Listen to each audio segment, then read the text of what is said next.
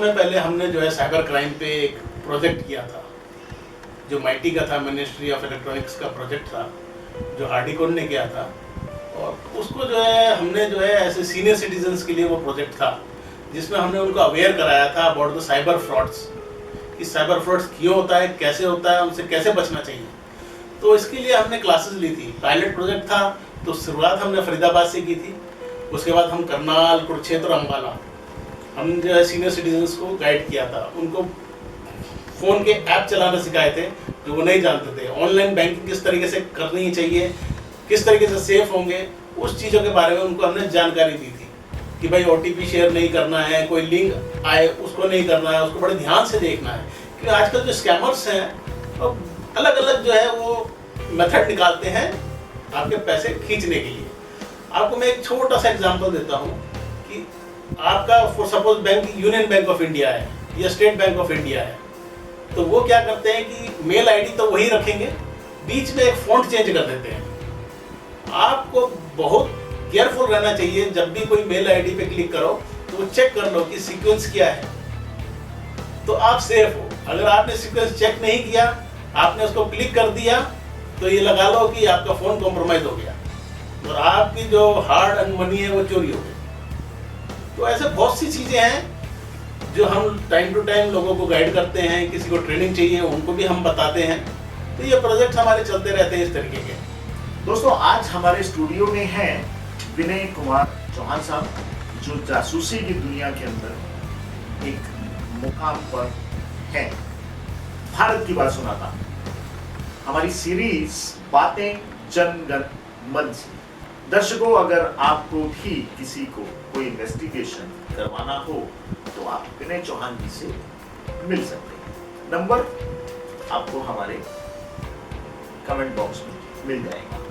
सो विनय जी, जितने अनुभव आपका है और इस पूरे अनुभव में क्या कभी ऐसा भी हुआ कि परिवार को कुछ डिस्टर्बेंस नहीं? क्योंकि आपका फील्ड इतनी मैं समझता हूँ कि आसान नहीं है। क्या कभी ऐसा?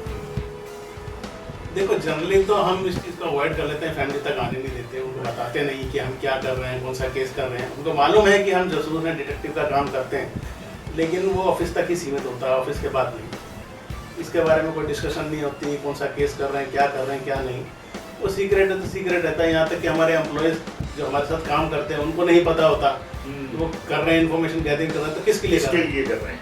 तो हमें ही मालूम होता है कि हम किसके लिए कर रहे हैं। 1-to-1 हमारा इंटरेक्शन होता है, तो जो इन्फॉर्मेशन चाहिए होती है क्लाइंट को हम दे देते हैं। तो हम ऐसे समझें कि ठीक है, परिवार तक तो मैं समझ गया, अंडरस्टैंड किया जा सकता है, पर एक स्टाफ की अगर मैं बात करूं, जो कलीग्स हैं, जो आपके अंडर काम कर रहे हैं, उनकी तो क्यूरियोसिटी रहती होगी कि बॉस जो है आखिर मेरे को सब्जी वाला बना के यहाँ खड़ा कर रखा है, मैं इन्फॉर्मेशन तो दे रहा हूँ और शायद कल को कह देंगे वही किसी का ड्राइवर बन, या आप भी ऐसी स्टेज में रहे होंगे। उस कंटिन्यूटी को मेंटेन रखना और फिर ये सोचना कि यार पता नहीं क्या होने वाला है। देखिए, ऐसा है, पहली बात तो उनको पता नहीं होता कि हम काम किसके लिए कर रहे हैं। उनका तो बस ऑब्जेक्टिव है, भाई आपको अगर ये काम दिया है तो आपको यही करना है, नो क्वेश्चन आंसर। क्योंकि ऐसा है कि अगर उसको पता लग गया तो इन्फॉर्मेशन लीकेज के चांसेस बढ़ जाते हैं, वो हम चाहते नहीं हैं। ठीक है, अगर इन्फॉर्मेशन लीक ही हो गई तो क्या क्या फिर गुप्तचर का काम क्या रहा? काम क्या रहा? गुप्त रखना बिल्कुल चीजों को। बिल्कुल। अच्छा, एक वर्ड इसमें यूज होता है अय्यार। एक फिल्म भी आई थी उसमें, अय्यारी। इसमें इसका क्या रोल रहता है? देखिए, अय्यारी, ये जासूस जो है वो जासूसों को ही अय्यार कहा जाता था पुराने टाइम। तो अय्यार जो तरह तरह के वेशभूषा बदल कर इन्फॉर्मेशन ले आता था, अय्यार वर्ड तो आप कैसे भी घुमा लो, अल्टीमेट ऑब्जेक्ट तो वही। कभी आपके साथ भी ऐसा हुआ कि मतलब आज तो घर से निकले हैं गाड़ी में, तो मतलब घर वालों ने देखा कि सर बड़े काफी गए, लेकिन रास्ते में जाकर कहीं हमने अपना गेटअप चेंज किया और कहीं किसी और गेटअप में आ गए? ऐसा होता, हम करते, हमारी गाड़ी में अगर बाइक है तो बाइक में हमारा एक्स्ट्रा कपड़े रहते ही हैं तो वो टाइम टू टाइम चेंज करना पड़ जाता है। कपड़े तो साथ रख के चलते हैं, तो किसी को फॉलो कर रहे हैं, फॉलो करते हैं, अगर 5 स्टार में घुस गया तो भाई हमें नेचुरली अपना चेंज करके ही अंदर जाना पड़ेगा, अदरवाइज तो आप घुसने नहीं देंगे। ठीक बात। तो बहुत टाइम ऐसा है हम लोगों ने जो है अपना गेटअप चेंज किया है। कभी ऐसा भी हुआ कि ठीक है आपने गेटअप चेंज किया है, आप कहीं घर में गए हैं या किसी साइट पर हैं, ऐसी जगह पर अपने आप तो अपनी तरफ से पूरी तरह प्रिपेयर आप या आपका कोई भी स्टाफ, पर वहाँ कुछ ऐसा इंसिडेंट हुआ कि जिससे कि आपकी पहचान आ गई सामने या उनको शक हो गया सामने वाले को, क्या ऐसी सिचुएशन कभी? देखिए ऐसी सिचुएशन बन जाती है कभी कभी, फिल्मों में तो हम ऐसी बहुत देखते हैं, पर क्या रियलिटी में भी ऐसी? नहीं, रियलिटी में होता है ऐसा, कभी कभी एक्सपोज हो जाते हैं। हाँ। तो हमारा इंस्ट्रक्शन अपने ऑपरेटर है, भैया जहाँ आपको लगे कि आप एक्सपोज होने वाले हैं, लीव द स्पॉट इमीडिएटली, कोई बात नहीं, ये ऑपरेशन खत्म नहीं होगा, उस पर्टिकुलर पीरियड के लिए खत्म कर दिया हमने, राइट, फिर उसको दोबारा स्टार्ट कर देते हैं। उस ऑपरेटिव को ना भेज के हम कोई नया आदमी भेज देते हैं, इन्फॉर्मेशन तो चाहिए। तो मेन चीज जो है आपको अपने आप को बचा के चलना है। हम बचपन में खेल खेला करते थे, उसमें लास्ट वर्ड हमारा होता था पत्ते भाग, तो मतलब वही आप भी यही करते हैं। ये उस टाइम पे भाग ले अब। बिल्कुल बिल्कुल बिल्कुल, यही एक चारा है। हाँ, क्योंकि हमारा मोटिव होता है ना कि भाई केस खराब ना हो, हम दोबारा स्टार्ट कर सकते हैं। अगर आप पकड़े गए तो फायदा क्या है? ऐसे चांसेस बनते हैं, कई बनते हैं, उसको हम जो है अपने तरीके से उसको जो है खत्म करते हैं।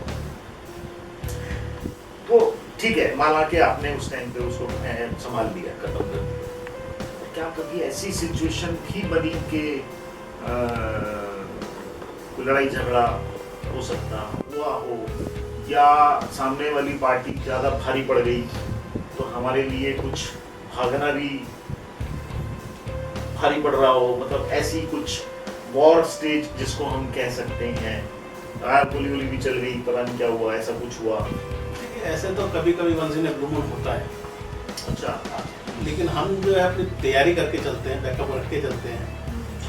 अगर हमें लग रहा है कि हमारा ऑपरेटिव फंस रहा है, कुछ प्रॉब्लम है, तो हम बीच में ही जाके उसको जो है ओवरटेक कर लेते हैं अपने तरीके से। ठीक, उसको ओवरटेक कर लेते हैं और उसमें जो है हमारे कनेक्शंस हैं, जहाँ हमको इस्तेमाल करना होता है उसको इस्तेमाल करते हैं, बखूबी इस्तेमाल करते हैं, लेकिन हम उनको सेफली निकालते हैं। ओवरऑल गेम सारी कनेक्शन की है। कनेक्शन एक जासूस के लिए काम करना, एक गुप्तचर के लिए काम करने के लिए उसका पीआर कितना स्ट्रॉन्ग, उसके कनेक्शंस कितने वास्ट लेवल पर है, तभी वो कामयाब है।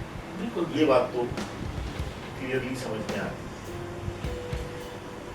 अगर मैं भारत के इतिहास को और देखता हूँ तो आज से कुछ साल पहले, ज़्यादा लंबी कहानी नहीं है, आप भी शायद जानते होंगे, एक समय आया था कि जब पाकिस्तान में रॉ के सारे एसेट्स खत्म कर दिए। सर आप क्योंकि उसी फील्ड में हैं, एक एसेट को खड़ा करने में कितनी मेहनत, पैसा और एफर्ट्स, बहुत इसमें सालों की ट्रेनिंग होती है, एफर्ट्स होते हैं, हर तरीके से उनको ट्रेन किया जाता है। और किसी भी तरह अगर आप जा रहे हैं एनिमी कंट्री में, किसी भी इंफॉर्मेशन गैदर करने जा रहे हैं, तो आपकी जो है आइडेंटिटी डिस्क्लोज नहीं करनी है। और कहीं कोई ऑपरेटिव अगर पकड़ा जाता है तो उसको डिसोन कर दिया जाता है। सबसे पहले जो है मोटिव, कंट्री के लिए कुछ भी करो, आपको मरना पड़ेगा तो मरोगे, वो आप करना है तो वेल प्लान तरीके से होता है। अपने देश के लिए तो आपको सब कुछ करना है, तो उसके लिए जब मोटिव फेल ना हो, पकड़े भी गए तो डिसऑन कर दिया, नहीं जानते है ही नहीं, हम तो अपने तरीके से भाई बनती है, करना पड़ता है।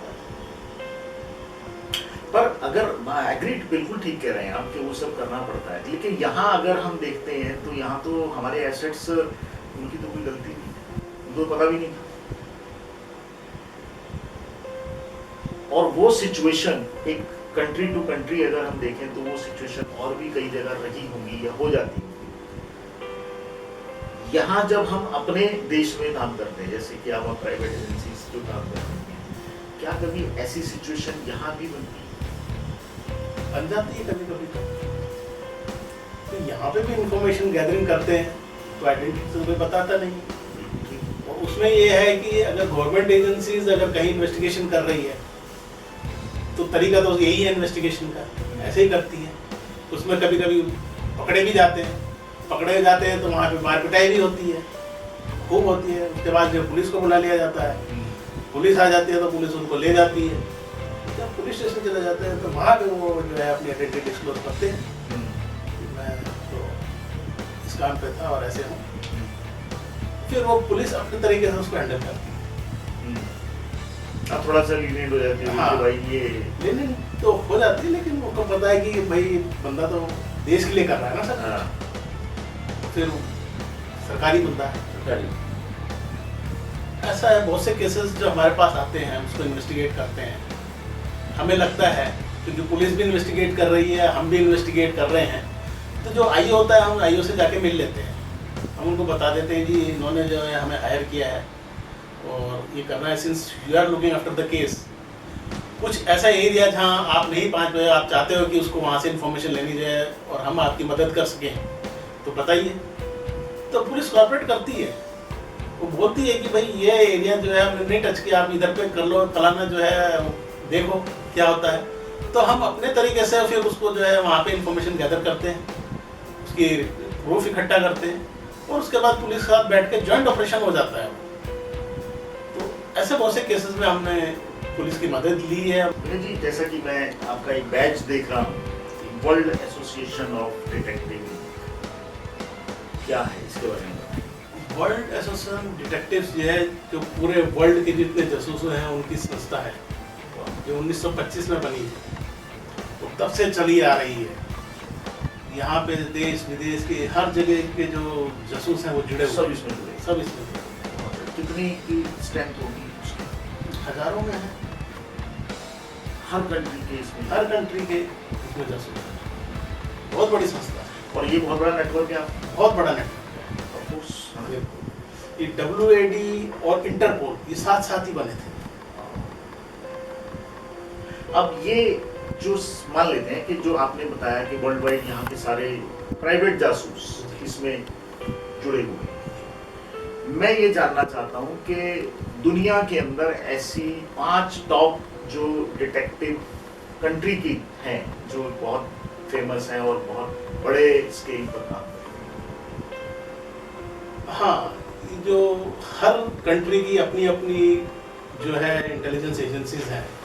जैसे अमेरिका की CIA है, उनका काम है इंफॉर्मेशन गैदरिंग का, और ये जो है सारी दुनिया की इंफॉर्मेशन गैदर करती है, किस कंट्री में क्या चल रहा है, उनके अंदरूनी हालात क्या हैं। मेन काम तो इंटेलिजेंस एजेंसी का यही होता है कि आपकी जो है एनिमी कंट्री हो या फ्रेंडली कंट्री हो, उसमें क्या कुछ हो रहा है, उस चीज़ की वो इंफॉर्मेशन गैदर करते हैं।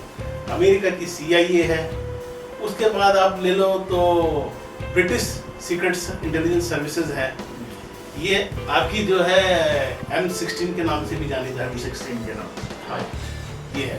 उसके बाद मोसाद है जो इजराइल की है, जो बड़ी डेडलिस्ट जिसको मानते हैं। उनकी ट्रेनिंग इस तरीके से हार्डकोर होती है, वर्ल्ड में कहीं पे भी उनका टारगेट होता है, उनके आदमी वहाँ जाकर उसको डिस्ट्रॉय करके आते हैं।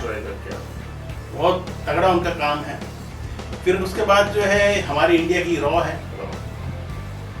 अब तो राव ने भी वो काम कर दिए जो मोसाद कर। बिल्कुल बिल्कुल, वो तो करते हैं, उनका काम ही ये है इंफॉर्मेशन गैदर करना, और जहाँ जहाँ उनको लगता है कि इसको हमको जो है एलिमिनेट करना है उसको एलिमिनेट करते हैं।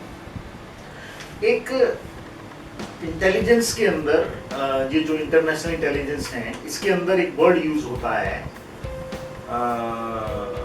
Snatching arrest. ये क्या हो? देखिए, ये तो टेक्निकल टर्म है जिसको मैं डिटेल में नहीं जाना चाहूँगा क्योंकि हर चीज़ बताना पॉसिबल नहीं है, लेकिन मैं आपको बता देता हूँ। इस तरीके की जो है बड़ी बड़ी जो कंट्रीज हैं उनकी अपनी अपनी इन्वेस्टिगेशन एजेंसीज रही हैं। अब जैसे यूनाइटेड किंगडम की है GCHQ, उनकी अपनी इन्वेस्टिगेशन एजेंसी है। रशिया की जो है SVRF है, वो रशिया की जो है सीक्रेट। पहले KGB नहीं होता था? पहले होता था, जब रसिया अनडिवाइडेड था उस समय KGB होती थी। बाद में तो ये जो है SBR RF हो गई है। उसके बाद जर्मनी की जो है BND है, सीक्रेट सर्विसेज है उनकी, और फ्रांस की DGSC है। तो हर कंट्रीज की अपनी अपनी इन्वेस्टिगेशन एजेंसीज हैं, उनका रोल है इंफॉर्मेशन गैदरिंग किस तरीके से करना है। और जितने भी आपकी डेट में जो कुछ आयुक्त होते हैं अलग अलग फॉरेन कंट्रीज में या हमारी कंट्रीज में होते हैं, उनका मेन काम तो यही होता है। सामने कुछ और होता है लेकिन मेन काम इंफॉर्मेशन गैदरिंग का होता है। जैसा कि मैं देख रहा था आपके बारे में कि आपको एक प्रेसिडेंट अवार्ड भी मिला है, किस विषय पर वो आपको नवाजा गया? देखिए, जैसे मैंने आपको एक इंसिडेंट बताया था जी, जिसमें डायमंड थेफ्ट हुए थे। हाँ, तो हमने शायद पहले एपिसोड में मैंने बताया था, उसकी बात हुई है। तो उस समय ये जो है रिपोर्ट हमने भेजी थी। अच्छा, हमारी जो एसोसिएशन है वहाँ पे पैनल में रिटायर्ड IG, DIG, DGP वो लोगों का पैनल होता है। अच्छा, बैड में? हाँ, अरे वाह, वहाँ पैनल पे जाती है, फिर वहाँ पे वो लोग सेलेक्ट करते हैं कि किसको देना है। तो वहाँ पे वो दी गई थी, तो उसके बाद ये अवार्ड मिला। वेरी गुड, बहुत अच्छी बात है।